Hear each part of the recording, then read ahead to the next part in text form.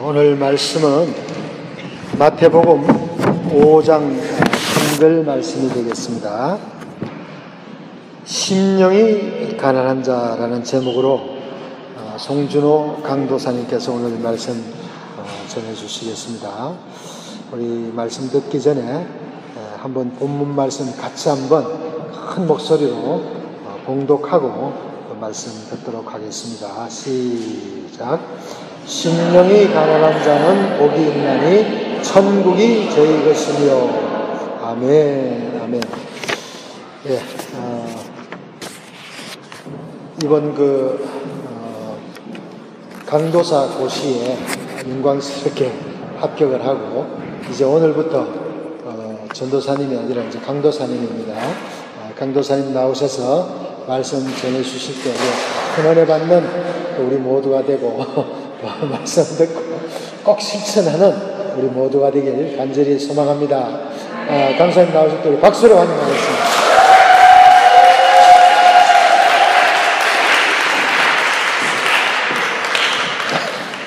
이게 이렇게 큰 박수를 받을 일인지 오늘 처음 알았습니다. 감사합니다. 오늘 또 이렇게 날씨도 비가 오고 힘든 가운데 오늘 이렇게 예배 자리에 기쁨으로 달려나온 여러분 한 분 한 분을 하나님께서 기뻐하시고 오늘 귀한 은혜를 주실 것을 믿습니다. 오늘 이렇게 함께 여러분들과 나누고자 하는 말씀은 이제 마태복음 5장 3절, 우리가 너무나 잘 알고 있는 말씀인데, 심령이 가난한 자는 복이 있나니 천국이 저희 것이며.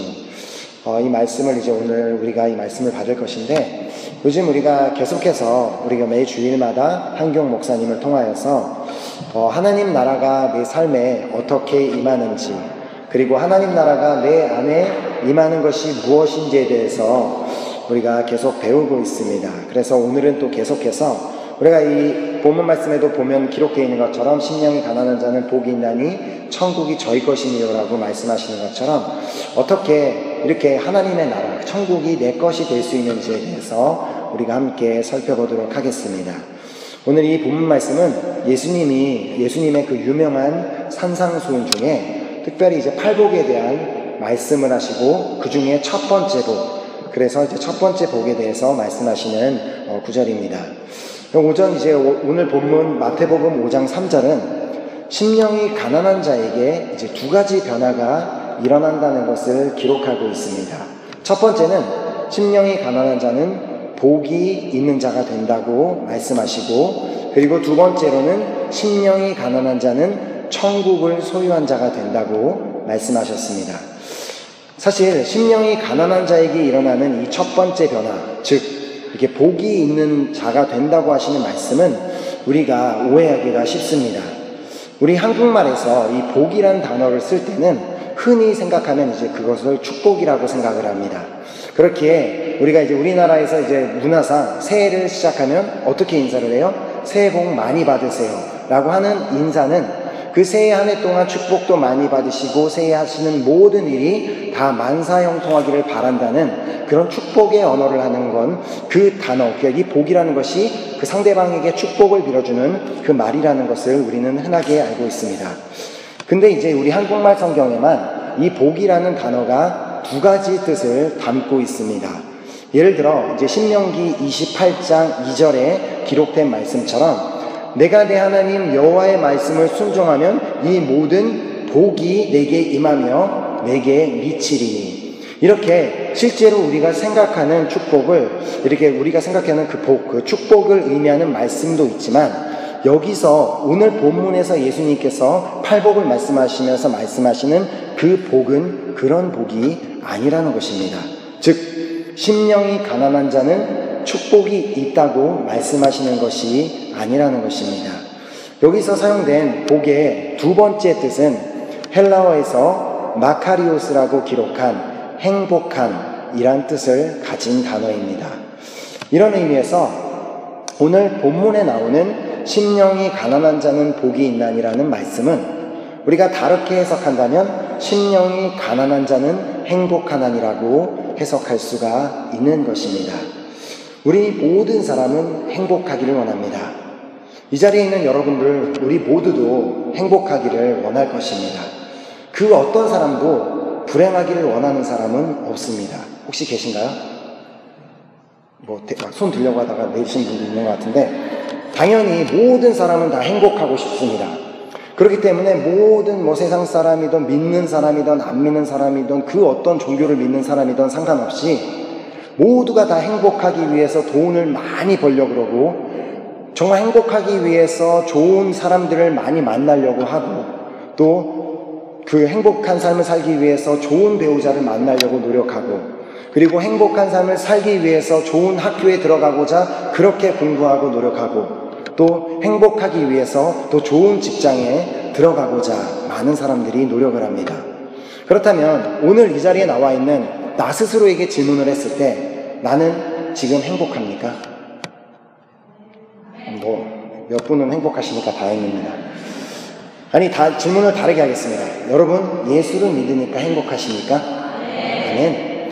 우리가 행복하기 위해서 예수를 믿는 것은 아니지만, 우리가 예수를 믿으면 행복해집니다.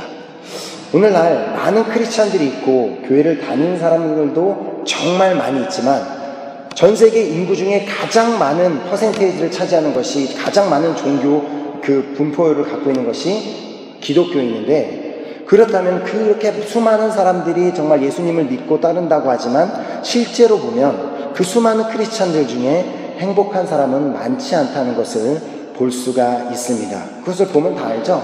크리스찬이라고 하지만 그 상대방의 얼굴만 봐도 저 사람이 지금 현재 행복한가 안 행복한가 금방 알 수 있는 것처럼, 정말 실제로 행복한 크리스찬들은 많지 않다는 것을 볼 수 있습니다. 그런 의미에서 오늘 이제 예수님께서 우리에게 행복할 수 있는 비결을 우리에게 말씀해주고 계시는 것입니다. 그 비결이 무엇인가? 그것은 심령이 가난한 자는 복이 있나니라고 말씀해주고 계시는 것입니다. 사실 우리가 살고 있는 환경과 우리가 겪고 있는 그 모든 상황이 우리의 행복과 불행을 결정한다고 생각합니다. 그렇게 지금 내가 지금 불행한 삶을 살고 있는 것은 내 가정 환경에서 오고, 또 내가 지금 처한 상황과 내가 겪고 있는 그 문제 때문에 내가 지금 불행하다고 생각을 합니다. 그렇기 때문에 내가 행복하기 위해서는 나는 아프지도 말아야 되고, 내가 행복하기 위해서는 나는 절대로 재정적인 문제도 없어야 되고, 내가 행복하기 위해서는 모든 사람과 인간관계에서도 문제가 없어야 하고, 내가 행복하기 위해서 내가 하는 일이 다 잘 되어야지만 한다는 그런 여러 가지 조건을 우리는 생각을 하고 있습니다. 근데 사실상 이렇게 따지고 보면 세상에 행복할 수 있는 사람은 아무도 없습니다. 그렇게 예수님께서 오늘 우리에게 말씀하시는 것은, 너희가 정말 행복하기를 원하느냐? 너희가 해야 할 것은, 너가 행복하기를 정말 원한다면 네가 해야 될 것은 오직 한 가지밖에 없다. 그것은 가난한 심령을 가지는 것이라고 말씀하시는 것입니다. 그렇다면 가난한 심령은 무엇을 의미하고 있겠습니까? 우리가 오해하지 말아야 되는 것은, 가난한 심령이라고 말하는 것은 내 마음이 막 곤고하고 외롭고 힘든 상태를 말하는 것이 아니라는 것입니다. 저도 이제 개인적으로 과연 이 가난한 심령이 무엇일까 하고 개인적으로 고민하고 이제 기도하는 가운데 하나님께서 딱 떠오르게 하신 한 인물이 있었습니다. 그 인물이 창세기에 나오는 요셉입니다. 그는 실제로 가난한 심령을 가지고 항상 행복한 삶을 살았던 인물이었습니다. 사실 그의 삶을 보면 그의 가정 환경과 그의 삶에 일어났던 수많은 일들이 그의 행복과는 아무 상관이 없었음을 발견할 수가 있습니다. 왜냐하면 요셉은 가난한 심령을 가지고 있었던 사람이었기 때문이었습니다. 그는 그가 태어나기 처음부터 가난한 심령을 가지고 있었던 것은 아니었습니다. 그의 삶에 일어났었던 한 가지 사건을 통해서 비로소 그는 가난한 심령을 가지게 되었던 것이었습니다. 그 사건이 창세기 37장 24절에 기록하고 있습니다. 그를 잡아 구덩이에 던지니 그 구덩이는 빈 것이라 그 속에 물이 없었더라. 우리가 이미 너무나 다 잘 알고 있는 이야기지만 요셉을 미워하고 싫어하던 형들이 요셉을 이제 죽이려고 하다가 그러다가 이제 요셉을 그냥 구덩이에 던져 넣는 그 사건을 말하고 있는 것입니다. 요셉은 이렇게 구덩이에 던져져서 들어가게 되었습니다. 구덩이에 들어갔다는 것이 무슨 의미입니까? 구덩이에 들어가 있다면 나의 앞, 뒤, 사방 모든 것이 다 막혀 있기 때문에 내가 바라볼 것은 오직 위 한 곳밖에 없는 그런 상황을 얘기하는 것입니다. 여기서 바로 이 구덩이 안에서 요셉의 심령이 가난한 심령으로 변화가 됩니다. 왜냐하면 가난한 심령이란 혼자서는 아무것도 할 수 없다는 것을 깨달은 자가 바로 가난한 심령을 가진 자이기 때문입니다. 구덩이에 들어갔던 요셉이 할 수 있는 것이 무엇이 있었겠습니까? 그것이 요셉인들, 그게 무슨 왕이 됐던, 세계 챔피언이 됐던, 세계에서 가장 힘이 센 사람이 됐던, 구덩이에 들어간 사람들이 할 수 있는 것이 무엇이 있었겠습니까? 그들이 구멍에 빠진 사람들이 할 수 있는 것 오직 한 가지, 그냥 위를 바라보면서 누군가의 도움으로 구덩이에서 빠져나갈 때까지 기다리는 것밖에는 할 수가 없습니다.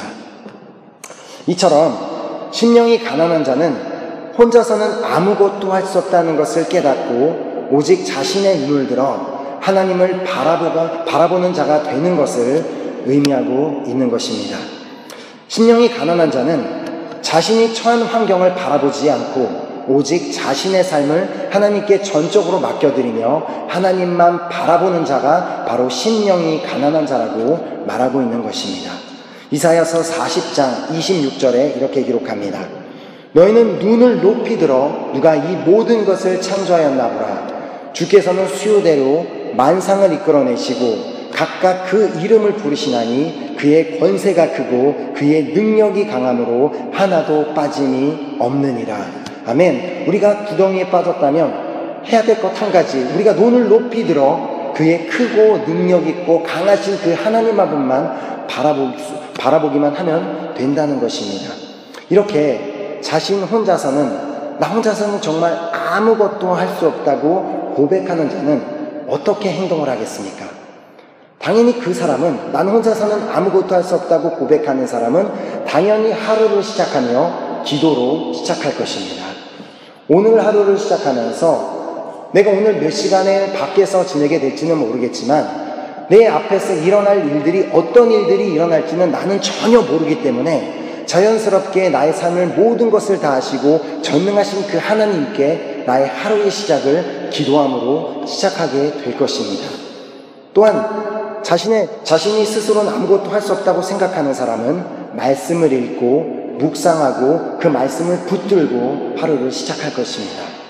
나는 지혜가 부족한 사람이고 내가 어떻게 행동해야 될지 모르는 사람이기 때문에 말씀을 통해 내 삶을 인도함을 받으려고 노력할 것입니다. 또한 자신 스스로는 아무것도 할 수 없다고 생각하는 사람은 예배의 자리에 기쁨으로 나오게 될 것입니다. 혼자서는 아무것도 할 수 없는 약한 존재임을 깨달은 자는 조금 더 내가 주님과 더 가까워질 수 있는 그 갈망 때문에 주님이 더 가까워지고 주님을 만날 수 있는 기회가 바로 예배의 자리인 것을 알기 때문에 그런 사람은 예배의 자리를 사모하며 기쁨으로 나오게 되어 있습니다. 반면 그 심령이 가난한 자의 반대말이 뭐겠어요? 심령이 부요한 자는 어떻게 행동을 하겠습니까? 심령이 부요한 자는 나 혼자서도 다 할 수 있다는 생각을 하기 때문에 기도하는 대신 스스로 생각하고 계획을 세우고 막 고민하고 걱정하고 그렇게 살게 될 것입니다. 그러다가 도저히 내 혼자서는 막 고민을 하고 생각을 해도 정 안 될 것 같으면 그제서야 자신의 삶의 유일한 해결책이 아니라 자신의 삶의 해결책 중에 하나이신 그냥 하나님께 한번 기도나 드려볼까 하고 기도를 드리는 사람입니다. 또한 심령이 부요한 자는 당연히 말씀도 읽지 않습니다. 왜냐하면 내가 내 삶의 결정자가 돼야 되는데 그 말씀을 읽어보니까 내가 생각하고 내가 뜻하는 바와는 전혀 다르게 기록하고 있기 때문에 그 말씀을 읽는 것이 불편하고 그 말씀을 읽을 필요를 느끼지 못하게 됩니다. 또한 심령이 부요한 자는 예배를 중요하게 생각하지 않습니다. 내가 개인적으로 할 일도 많고 나는 생각할 것도 많고 인생의 계획도 짜야 되고 내 육신은 피곤하기 때문에 쉬기도 해야 되는데 예배 자리에 나오면 그럴 수가 없다고 생각하기 때문에 그날의 감정에 따라서 나는 그래 오늘 한번 예배는 가볼까? 1년에 예배가 한 번만 있는 게 아니잖아. 52주나 있는데 내가 그 중에 한 번만 가면 되지. 그렇게 그날의 감정에 따라 행동하는 사람은 바로 심령이 부요한 사람이라는 것입니다. 그렇다면 과연 이렇게 심령이 부요한 자가 행복할 수 있다고 생각하십니까? 내가 혼자서 모든 것을 다 결정하고 내가 모든 것을 다 결정한 대로 행동하고 내가 결정한 대로 내가 다 이루어야 되는데 그렇게 막 그것만 생각하고 살아야 되는데 나에게 과연 행복할 시간이 있겠냐는 것입니다. 우리 사실 그렇게 살아봤잖아요. 아니에요? 저만 그랬나요? 그렇게 심령이 부유한 자처럼 살아봤잖아요. 그러니까 행복하셨습니까? 저도 안 행복했습니다. 저도 제가 제 모태신앙으로 자라면서 사실 주일날 예배를 빠져본 적이 없습니다. 근데 이제 사실 한 번이 있긴 있는데 제가 이제 부모님을 이제 떠나서 이제 호주로 조기 유학을 크나큰 꿈을 가지고 조기 유학을 가서 그때 당시에는 이제 제가 믿음도 없고 그냥 매 주일마다 교회를 가던 상태였는데 어느 한 주일날 별로 그냥 교회도 크게 가고 싶지 않은데 마침 친척 형이 오늘 손님이 누가 오니까 너가 집에서 기다리면서 그 손님을 맞이해야 된다. 그래서 잘 됐다 그러고 나서 그냥 집에서 이제 띵가띵가 놀면서 손님을 기다렸습니다. 근데 특이하게 하나도 마음이 안 편한 거예요. 내 육신은 그냥 소파에 누워서 TV나 보고 있고 너무 좋은데 마음은 하나도 안 편한 거예요. 그러니까 결국은 그냥 그래 심령이 부유한 심령을 갖고 있다고 해서 결코 행복하지는 않았다는 것이었습니다. 이번 주에 이제 제가 야긴이가 이제 만화를 보고 있는데 저도 이제 우연히 그 만화를 봤는데 그 만화에서 이제 보니까 5명의 이제 주인공들이 있었는데 5명의 주인공이 이제 나쁜 놈한테 잡혀가서 이제 감옥에 gat히게 되었습니다. 근데 이제 감옥에 갇힌 그 5명 중에 4명은 그냥 별 생각 안 하고 그냥 감옥에 갇혔으니까 우리는 그냥 이 안에서 그냥 여기서 주는 음식 먹고 그냥 편안하게 누워서 쉬자고 하는데 그 중에 한 명만 계속해서 여기를 어떻게 빠져나갈까, 어떻게 탈출을 해야 되나 막 고민을 하고 막 그 철창을 뜯어보려고 그러고 막 모든 방법을 다 막 쓰니까 4명의 친구들이 그러지 말라고 너 아무리 그래봤자 못 나가니까 그냥 가만히 있으라고. 근데 그 친구는 계속해서 고민을 하다가 마지막으로 찾아낸 방법이 이제 밥 먹을 때 준 숟가락을 가지고 이제 땅을 파기 시작한 거예요. 그래서 막 숟가락으로 땅을 파봤자 얼마나 파겠어요. 그래서 막 혼자서 막 파니까 4명의 친구들이 그 친구를 바라보면서 쯧쯧쯧 안 된 건 막 그러면서 막 불쌍한 눈빛으로 바라보고 있는데 그때 그러던 중에 이 5명의 주인공의 다른 친구들이 와서 나쁜 놈을 무찌르고 이제 그 문을 열어줬어요. 이제 문을 열어주니까 이제 나가도 된다고 4명의 친구들이 그 혼자서 숟가락을 땅 파고 있는 친구한테 자 이제 우리 나가도 된다고 하니까 그 친구는 그게 안 들리는 거예요. 계속해서 그 친구는 계속 숟가락으로 땅만 파면서 우리는 반드시 여기로 빠져나가야 돼. 여기로 빠져나가야 돼. 그러니까 4명의 친구가 우리 문 열렸으니까 나가자고 하는데 그 친구가 계속 혼자서 땅을 파고 있는 거예요. 진짜 어이없죠? 근데 이렇게 어이없이 행동하는 사람은 바로 심령이 부요한 사람들이 이렇게 어리석게 행동을 하고 있습니다. 내가 가만히 그냥 내 자리에서 하나님만 바라보며 하나님 앞에 모든 것을 맡겨드리면서 살면 되는데 자꾸 내가 혼자서 무언가를 해보려고 하고 내 뜻대로 무언가를 이루어 보고자 하고 정작 그렇게 살기 때문에 정작 하나님께서 나에게 말씀하길 원하시고 나의 길을 인도하여 주시길 원하시지만 나는 그분의 음성도 듣지 못하고 나는 그분의 인도하심도 받지 못하게 되어버리는 것입니다. 오늘 예수님께서는 우리 모두를 행복한 삶으로 초대하고 계십니다. 우리가 행복한 삶을 살기 위한 오직 한 가지 조건만 채우면 된다고 말씀하고 계십니다. 그것은 가난한 심령을 가지라고 말씀하십니다. 가난한 심령은 구덩이에 들어간 요셉이 혼자서는 아무것도 할 수 없음을 깨달았던 것처럼 우리 인생에서는 혼자서는 아무것도 할 수 없음을 깨닫고 눈을 들어 하나님만 바라보기로 결정할 때 비로소 그때 우리가 가난한 심령을 가질 수 있다고 말씀하시는 것입니다. 우리 삶에 있어서 행복과 불행은 나의 선택입니다. 자신이 처한 그 모든 상황들을 보면서 난 불행한 사람이야, 나는 불쌍한 사람이야 라고 생각하면 그러면 나는 불행한 사람이 됩니다. 하지만 내가 처한 상황 속에서 그것이 아무리 힘들고 어렵고 정말 견디기 힘든 상황이라고 할지라도 내가 그 상황을 바라보지 아니하고 그냥 눈을 들어서 하나님만 바라보고 하나님께 모든 것을 맡기면 그때 나는 행복한 사람이 될 수 있는 것입니다. 요셉이 바로 행복을 선택한 사람이었습니다. 요셉의 인생을 살펴보면 그의 인생은 행복이란 그 단어와는 완전히 거리가 먼 그런 인생이었습니다. 요셉이 태어나서 그 국무총리가 되는 그 시간까지 요셉에게는 결코 한순간도 그가 행복해야 할 이유가 없는 그런 삶이었습니다. 그가 어떤 가정에서 태어났는지 아시죠? 그의 아버지 야곱은 아내가 2명이 있었습니다. 자신의 외삼촌 라반의 딸 레아와 라헬이었습니다. 레아는 야곱이 원해서 그의 아내가 된 것이 아니라 원래는 그냥 야곱이 그 삼촌 라반을 위해서 일했던 것은 그의 딸 라헬과 결혼하기 위해서 일을 했지만 그 외삼촌이 자신을 속여서 레아까지 아내로 삼게 만들어서 어쩔 수 없이 야곱은 아내를 2명을 가지게 되고 그리고 자신을 속였던 그 외삼촌이 자신의 누구가 돼요? 장인어른이 됩니다.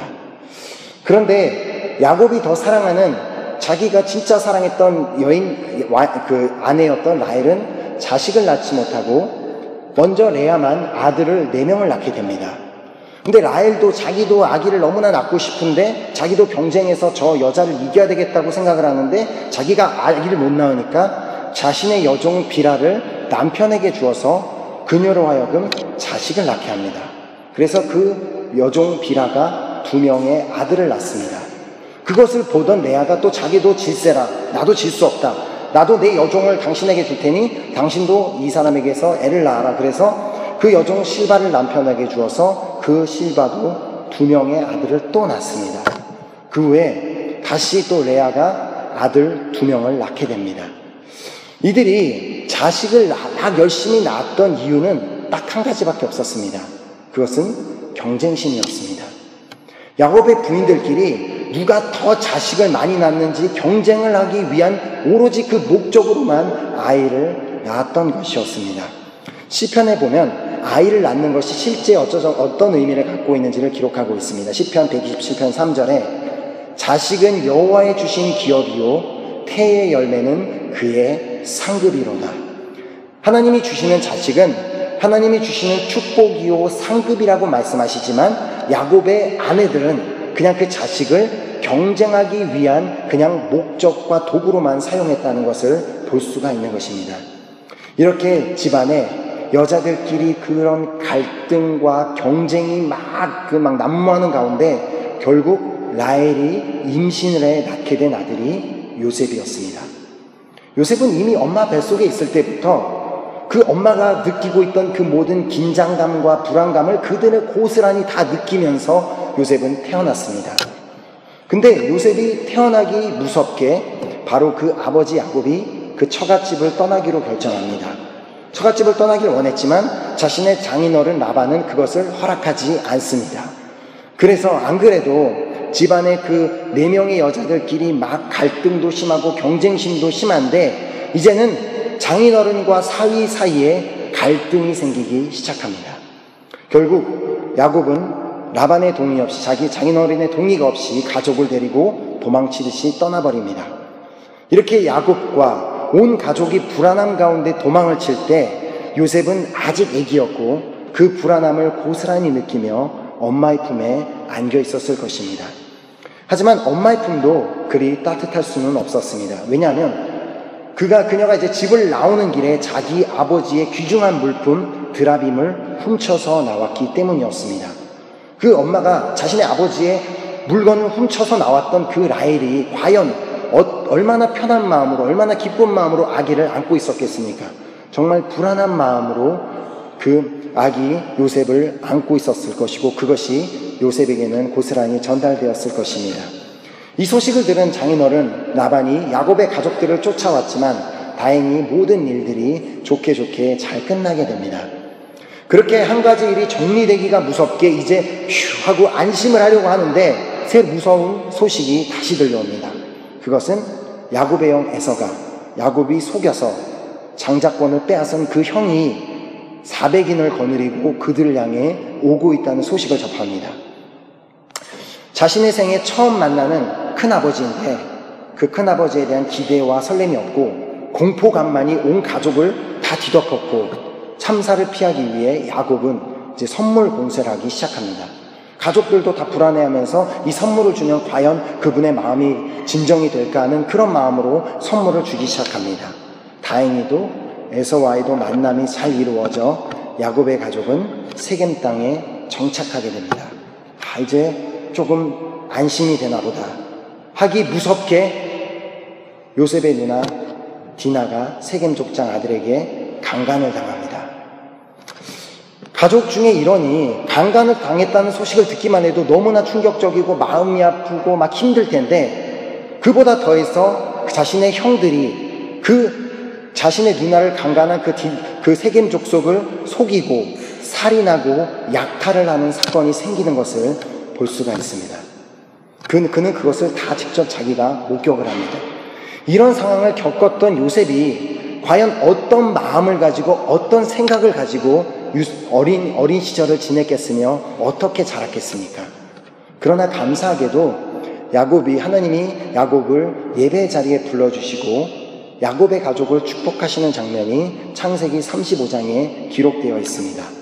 예배를 통하여서 그 감사와 은혜를 이제 막 회복해서 그 은혜를 만끽하기도 전에 다시 한번 요셉에게 더 큰 충격적인 사건이 하나 생깁니다. 그것은 자신의 어머니 라헬이 동생 베냐민을 낳다가 죽게 된 것입니다. 어린아이에게 가장 큰 피난처가 어디라고 생각하십니까? 엄마죠. 엄마의 품입니다.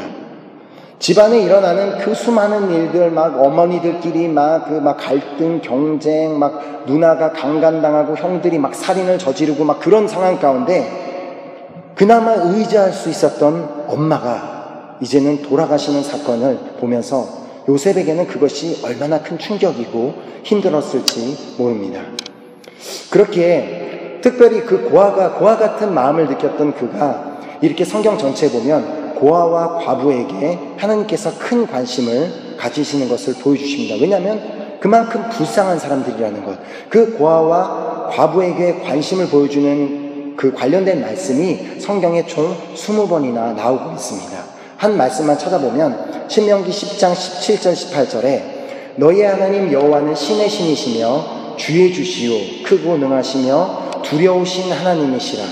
사람을 외모로 보지 아니하시며 외모를 받지 아니하시고 고아와 과부를 위하여 신원하시며 나그네를 사랑하사 그에게 식물과 의복을 주시나니.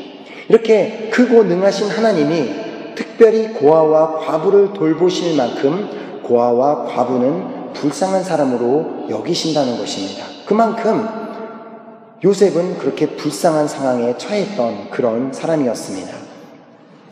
그들이 이게 불쌍한 이유는, 고아가 불쌍하다고 하는 이유가 무엇이라고 생각하십니까? 고아가 불쌍한 이유는 자신이 의지할 대상이 없기 때문이고, 과부의 경우는 자신이 의지할 대상이 있었다가 없어졌기 때문에 그들이 불쌍한 것입니다. 이렇게 요셉의 인생은 이렇게 보면 불행하고 불쌍하다고 밖에 볼 수 없는 그런 인생이었습니다.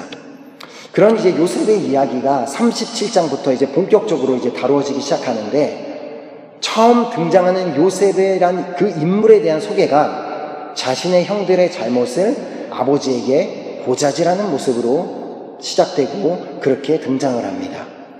안 그래도 집안 사정도 안 좋고 집안도 복잡하고 환경도 어렵고 정말 힘든데 요셉은 그나마 그 형들과의 관계도 좋지 못했음을 볼 수가 있습니다.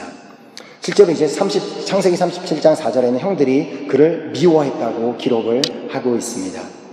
그런 그에게 하나님께서 어느 날 갑자기 그렇게 그런 환경 가운데 자라던 요셉에게 갑자기 꿈을 꾸게 하셨고, 그렇기 때문에 요셉이 꾼 그 꿈을 들어줄 사람은 아무도 주변에 그 어떤 사람도 없었습니다.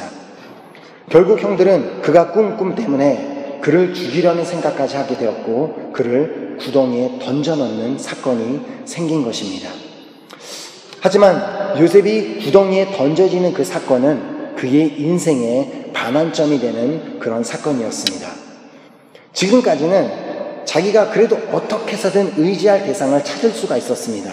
어머니가 돌아가시기 전까지는 어머니를 의지할 수 있었고, 어머니가 돌아가시고 나서는 자신의 아버지를, 그나마 자기를 사랑하니까 자신의 아버지를 의지할 수가 있었는데, 이제 이 구덩이에서는 그 어떤 사람도 더 이상 의지할 대상이 없었습니다.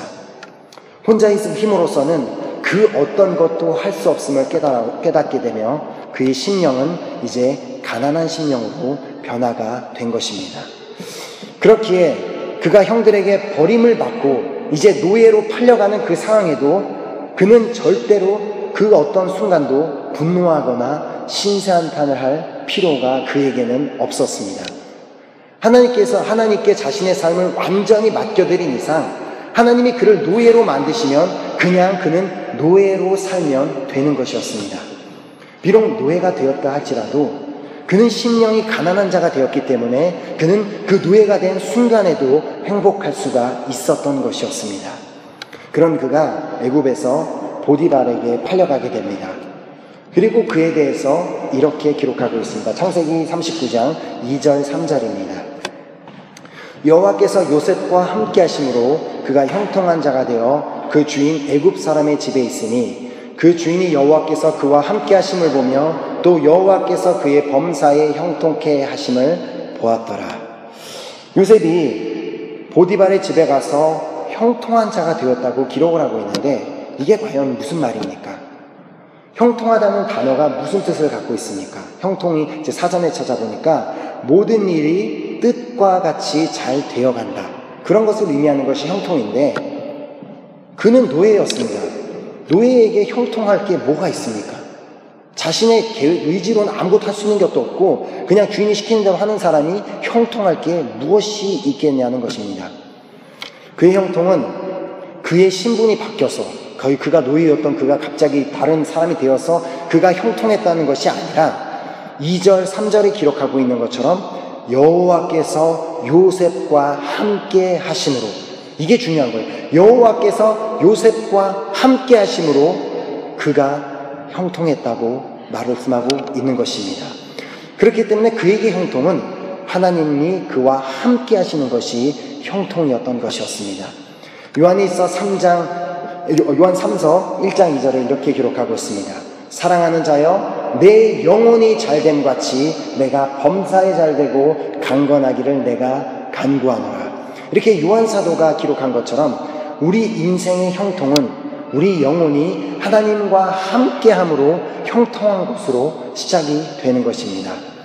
이것은 우리가 보통 생각하는 그 형통이 내가 계획했던 일이 계획대로 잘 진행되고 내가 계획했던 대로 돈도 잘 벌고 내가 계획했던 대로 학업도 착착 매년마다 막 잘 성공해서 학업도 잘 되고 내가 정말 계획했던 것처럼 불어도 막 쑥쑥 잘 느는 것이, 그것이 형통하고 그렇게 형통하기 때문에 내가 행복해지는 것이 아니라 하나님이 나와 함께 하심을 느끼며 하나님이 나와 함께 하시고 동행하시는 것을 체험하며 사는 것이 형통이고 그 형통을 느낄 때 우리는 행복할 수가 있다는 것입니다.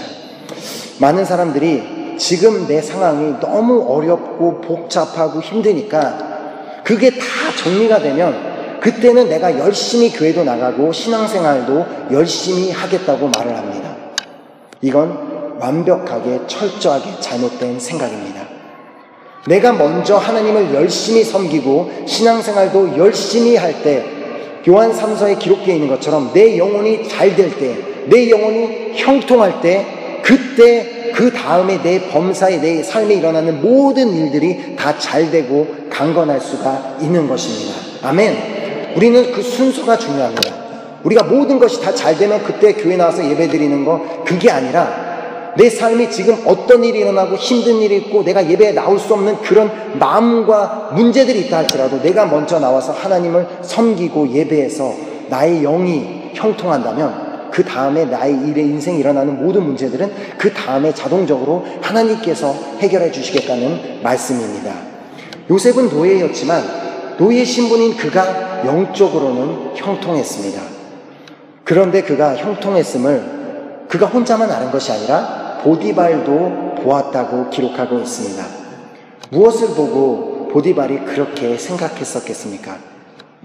비록 요셉은 노예 신분으로 있었지만 자신의 삶을 주님께 맡겨드렸기 때문에 노예로서 그 어떤 것도 그냥 염려하지 않고 걱정도 하지 않고 그냥 노예인데 행복하게 사는 그 모습을 본 보디발이 그것을 그를 보고 그가 형통한 것을 볼 수 있었고 느꼈던 것이었습니다. 요셉은 진정 하나님의 나라가 임했던 사람이었습니다. 보디발처럼 그렇게 권력을 가지고 높은 직위에 있어야지 행복을 누릴 수 있는 것이 아니라 요셉처럼 비록 비천한 신분, 노예 같은 신분이지만 그가 하나님과 함께 있었기 때문에 그가 어디든 어디를 가든 우리가 그 찬송가 가사에 있는 것은 우리 주님 모신 것이 그 어디나 하늘나라. 내 삶과 환경, 내가 지금 있는 곳, 내가 처한 환경이 중요한 것이 아니라 하나님이 지금 나와 함께 하시기 때문에 내가 있는 곳 어디든 하나님 나라라는 것입니다. 그런 모습을 본 보디발이 그때 요셉을 가정총무로 세우기로 결정합니다. 요셉은 보디발이 그를 가정총무로 세웠기 때문에 그가 그때부터 형통했던 것이 아니라 그가 이미 노예였지만 그가 형통한 삶을 살고 있었기 때문에 그것을 봤던 보디발이 쟤는 정말 형통한 삶을 사는 친구구나, 행복한 삶을 사는 친구구나, 저런 친구라면 가정총무로 세워도 될 친구야 라고 그때 보디발이 그때서야 가정총무로 그를 선택을 했던 것이었습니다. 그러고 나서 어느 날 그 요셉이 보디발 사모님께 억울한 누명을 쓰고 감옥에 들어가게 됩니다. 그 누명이 뭔지 아시죠? 최소한 여러분 성경을 전체는 안 읽었어도 창세기는 읽으셨을 거 아니에요. 모르겠어요? 그 사모님이 나랑 하룻밤 자자고 막 꼬시는데 요셉이 나 싫다고 하다가 어느 날 막 사모님이 막 옷을 붙잡고 막 늘어지니까 에라이 모르겠다고 옷을 놔두고 막 맨몸으로 빨개 벗고 도망을 친 거예요. 이제 그 옷을 가지고 사모님이 이 요셉이란 놈이 나를 강간하려고 했다. 그렇게 해서 이제 결국 보디발이 너무 화가 나서 이제 그를 이제 감옥에 이제 넣게 되는 그 사건이 있었는데 요셉은 이렇게 이제 어느 날 이제 하루아침에 이제 그의 신분이 다시 바뀌게 됩니다. 그가 노예에서 가정총무가 되었고 그 다음에 이제는 그가 죄수가 되었습니다. 하지만 요셉에게는 그가 죄수가 되었던들 아무것도 그의 인생엔 바뀐 것이 없었습니다. 창세기 39장 21절이 그것을 기록합니다. 여호와께서 요셉과 함께 하시고 그에게 인자를 더하사 전옥에게 은혜를 받게 하시네. 요셉은 감옥에서도 죄수이지만 하나님과 함께하였기 때문에 형통했고 행복했습니다. 이것이 바로 바울과 실라가 감옥에서 하나님을 찬송했다는 것이 그들이 비록 지금은 죄수의 신분이지만 내 주 예수 계신 곳이, 우리 주님 계신 곳이 그 어디나 하늘나라이기 때문에 그냥 그 자리에서 행복했던 것처럼 요셉은 그 감옥에서도 죄수의 신분으로서도 형통했고 행복했던 것이었습니다. 그러던 어느 날 그 감옥에 들어온 왕의 술 맡은 관원장과 떡 맡은 관원장의 꿈을 해석해주는 일이 생깁니다. 이때 이제 그 술 맡은 관원장의 꿈을 해석해주는 과정에서 안타깝게도 요셉은 잠시 심령이 부유해지는 과정을 겪습니다. 그것이 이제 창세기 40장 14, 15절에 기록하고 있는데 당신이 득이하거든이 이제 당신이 다시 이제 당신의 그 자리로 돌아가게 됐을 때 나를 생각하고 내게 은혜를 베풀어서 내 사정을 바로에게 구하여 이 집에서 나를 건져내소서.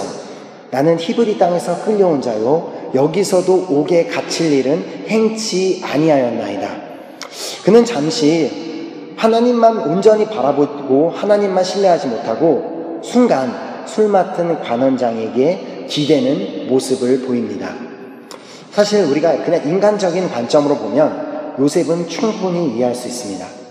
자신이 이제 노예로 팔려와서 살아왔던 그 모든 수간, 그 와중에 노예로 팔려와서 살았던 중에 갑자기 어느 날 누명을 쓰고 이제는 감옥에 들어와서 죄수의 신분으로 자신이 참아왔고 견뎌왔던 그 모든 순간들, 그는 사실 그 오랜 시간을 믿음으로 주님을 바라보고 참아왔지만 어느 한순간 더 이상 아무것도 바뀌지 않는 현실에 잠시 그의 마음이 흔들렸던 것이었습니다.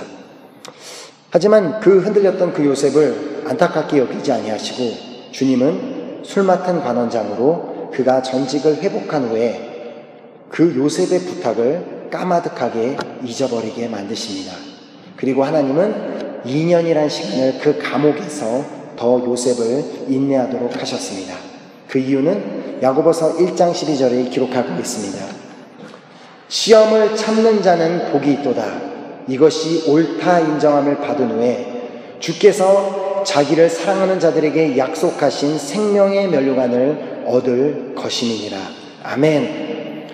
그냥 그 요셉이 다시 한번 그를 기다리게 함으로써 너가 지금 순간 너의 마음이 부유해졌지만 너가 지금까지 가난한 심령으로 살아왔던 그 모습으로 다시 돌아갈 수는 없겠냐고 그에게 다시 그런 가난한 심령으로 돌아갈 수 있는 2년이란 세월을 하나님께서는 요셉에게 다시 허락하셨던 것이었습니다.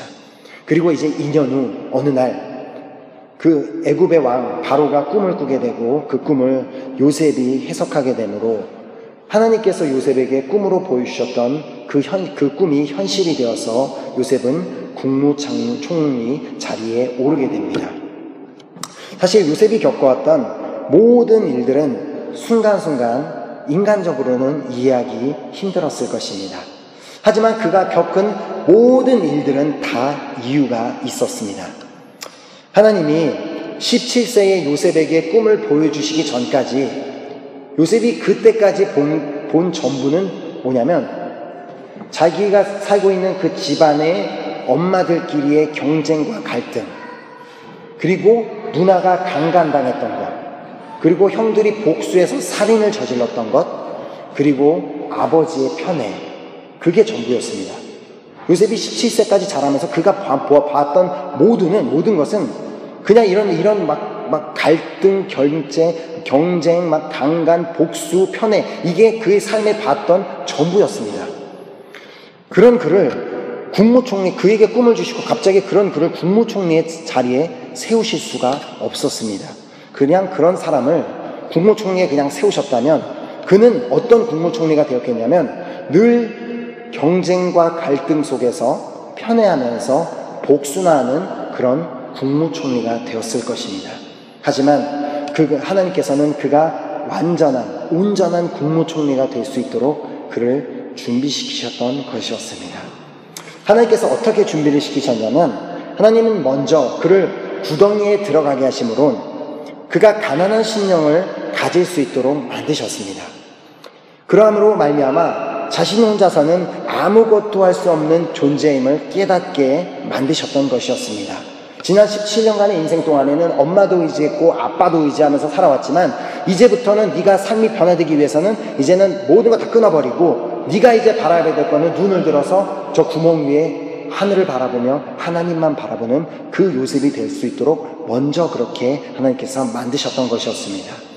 그리고 그가 노예로 팔려가는 것을 자신 스스로 경험하며 함으로 말미암아 당시에 애굽이라는 국가에 노예 시장이 어떻게 돌아가고 운영하는지에 대해서 보고 배우게 하셨습니다.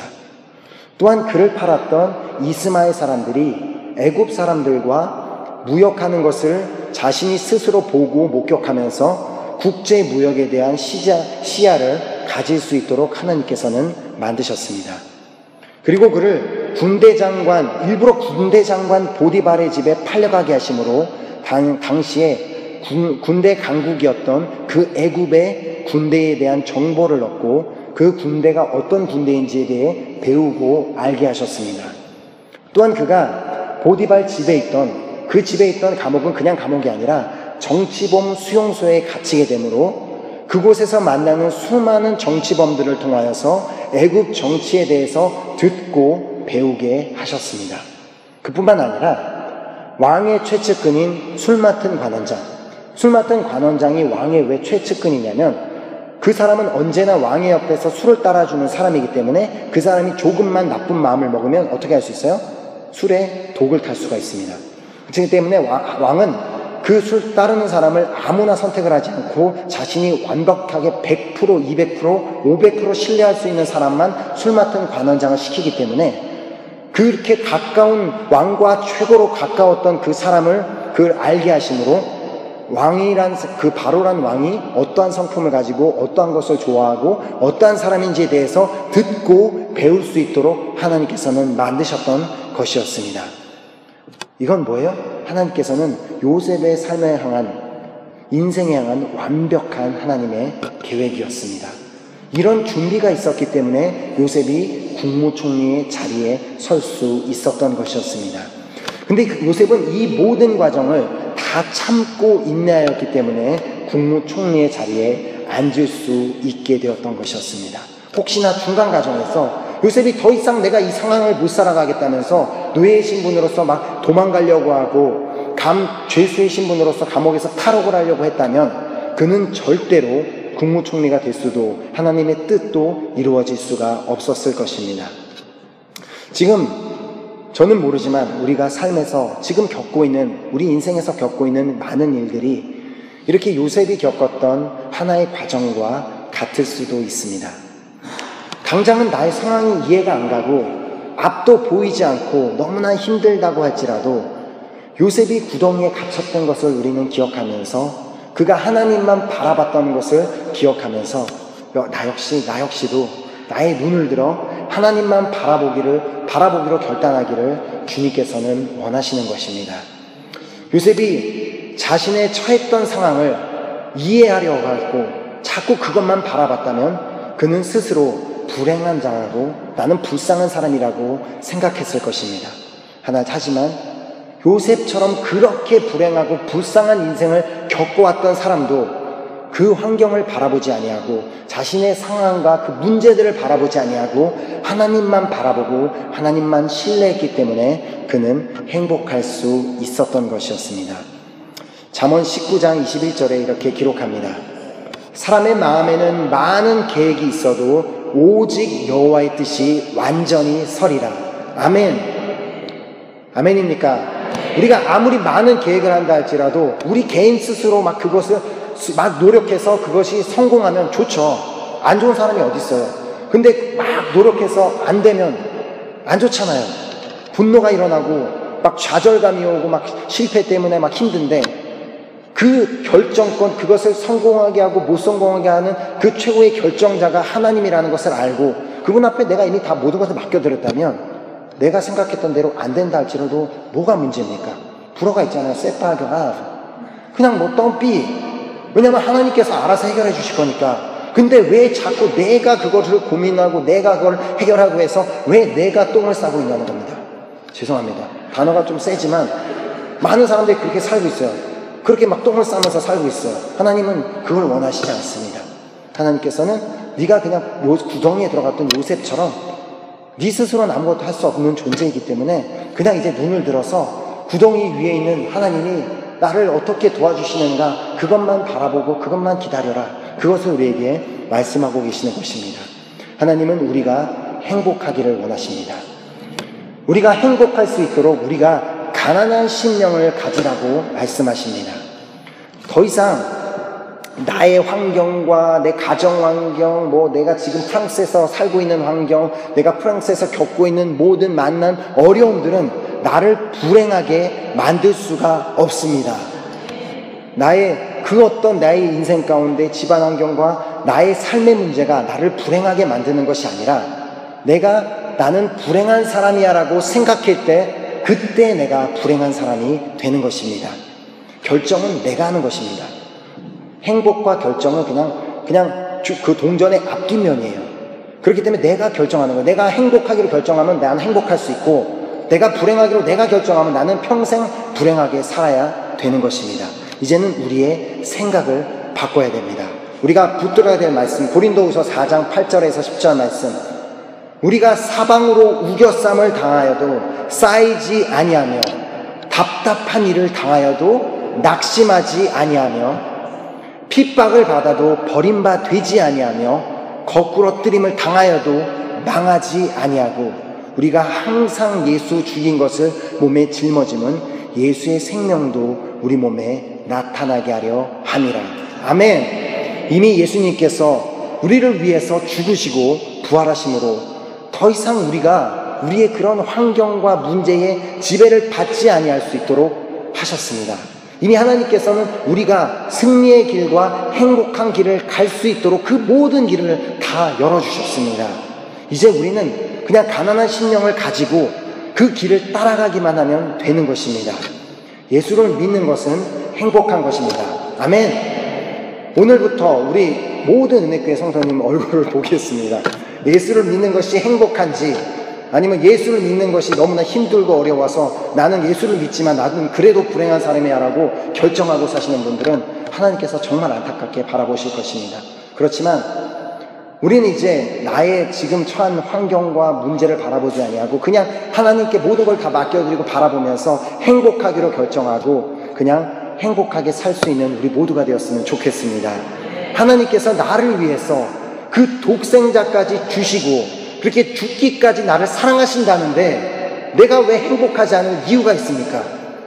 내가 내 남자친구가 나를 사랑한다는 얘기만 들어도 그렇게 행복해 죽는데, 내 여자친구가 나한테 전화 한번 해서 오빠 보고 싶어 해도 그렇게 행복해 죽는데, 하나님께서 독생자 아들을 나를 위해서 죽기까지 사랑하셨다는데 왜 행복할 이유가 없습니까? 행복하지 않습니까? 우린 행복합니다. 아멘. 신명기 33장 29절에 이렇게 말씀하십니다. 이스라엘이여 너는 행복자로다. 여호와의 구원을 너같이 얻은 백성이 누구뇨? 그는 너를 돕는 방패시오 너의 영광의 칼시로다. 내 대적이 내게 복종하리니 내가 그들의 높은 곳을 밟으리로다. 아멘.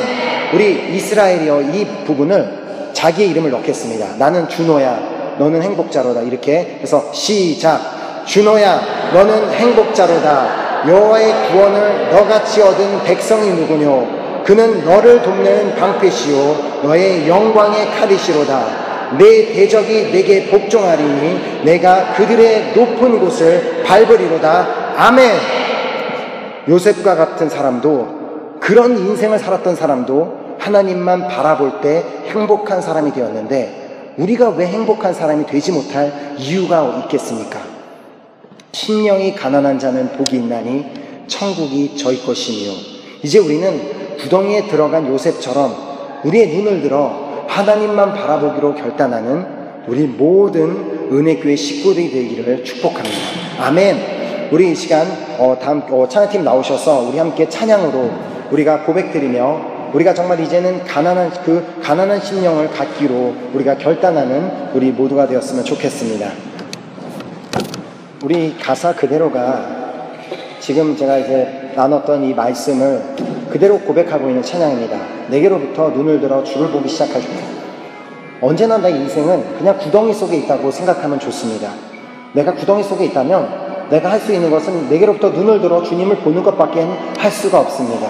그때 우리는 주님의 일을 보게 되고 나의 마음이 변하게 될 것이고 이제 하늘의 꿈, 하늘의 하나님의 뜻을 바라보고 주님만을 바라보게 될 것입니다. 그렇기 때문에 이 찬양의 고백이 정말 나의 고백이 되길 원하는 마음으로 진짜 우리가 한번 전심으로 우리 한번 같이 이 찬양을 고백드렸으면 좋겠습니다.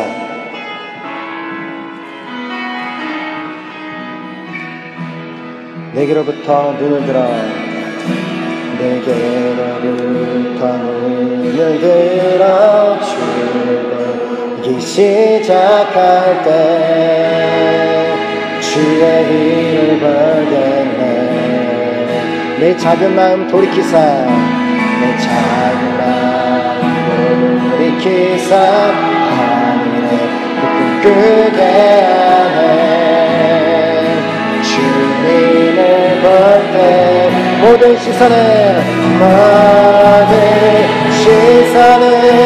주님께 드리고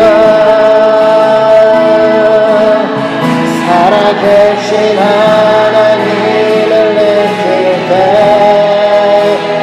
내 삶은 주의 역사가 되고 하나님이 일하기 시작하네. 성령이 나를 변화시켜 변화시켜 사라지게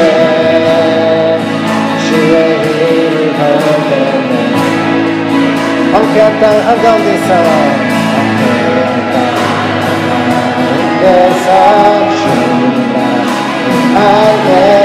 주님을 볼 때 모든 시선을 주님께 드리고 전능하신 하나님의 세상은 주의 나라가 되고 하나님이 일하시는 모든 시선을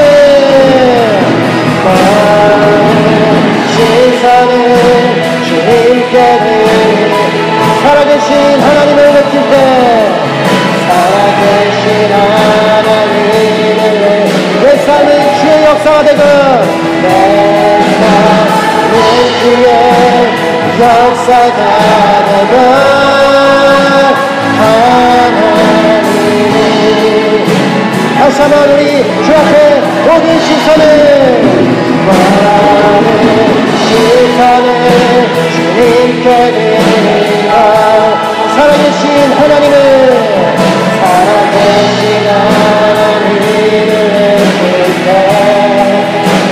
내 삶은 주의 역사가 되고 하나님이 일하기 시작하네 모든 시선을 주님께 드리고 살아계신 하나님을 느낄 때 내 삶은 주의 역사가 되고 하나님이 일하기 시작하네.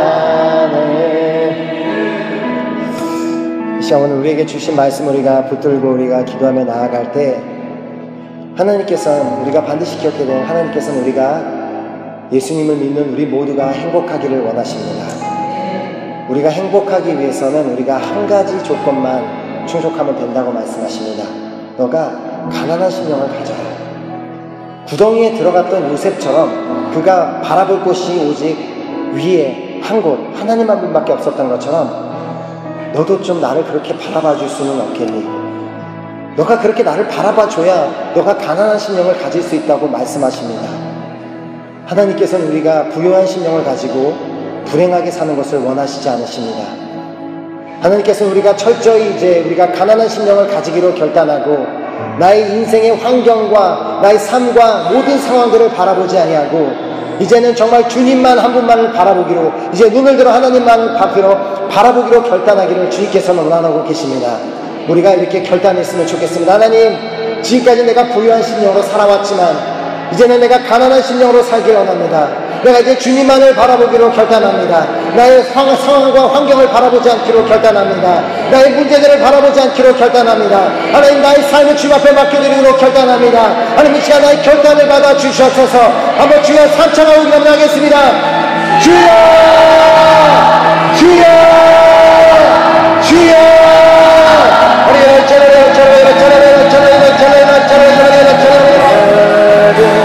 시선을 주님께 드리고 살아계신 하나님을 느끼네. 내 삶은 주의 역사가 되고 하나님이 일하니 한 번 더 모든 시선을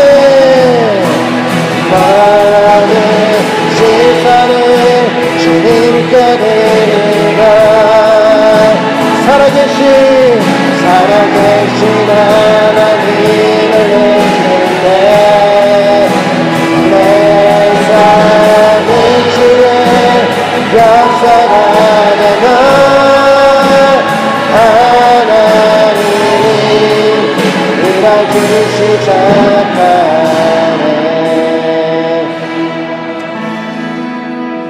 이 시간 시간 우리 모두가 정말 우리의 시선을 주님 앞에 드리고 이제 우리의 모든 삶의 순간순간마다 우리의 눈을 들어 주님만을 바라보기로 결단하는 줄 믿습니다. 아멘. 이 시간